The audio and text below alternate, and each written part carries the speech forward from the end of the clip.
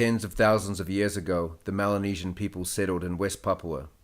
Then, in 1660, the Dutch colonized the land, including the islands that make up Indonesia.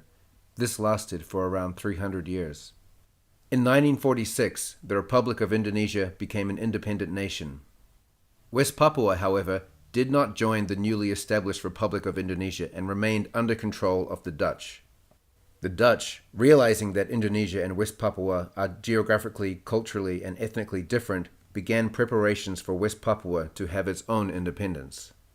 In 1961, West Papua raised its flag, the Morning Star, held Congress, and declared itself an independent nation.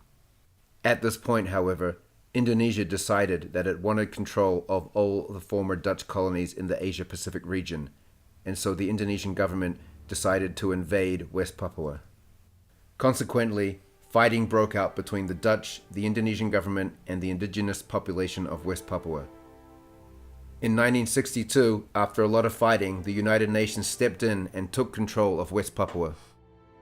The UN then, without consulting West Papua, said to Indonesia, "In 1 year's time, the UN will give Indonesia control of West Papua, but Indonesia must promise to allow the West Papuan people to vote for self-determination." Indonesia then had control of West Papua for the next 7 years, during which there was much resistance from the West Papuan people. Despite the fact that West Papua was in conflict with Indonesia, the UN allowed the Indonesian government to conduct West Papua's vote for independence, entitled the Act of Free Choice. UN officials were present to ensure that it was a fair election, but it was not. West Papua had a population of 1 million, but only 1,000 people were handpicked by the Indonesian military to vote, under threat of violence to themselves and their families. This is now known as the Act of No Choice. Despite complaints from the West Papuan people, the UN sanctioned the vote, and West Papua has remained part of Indonesia to this day.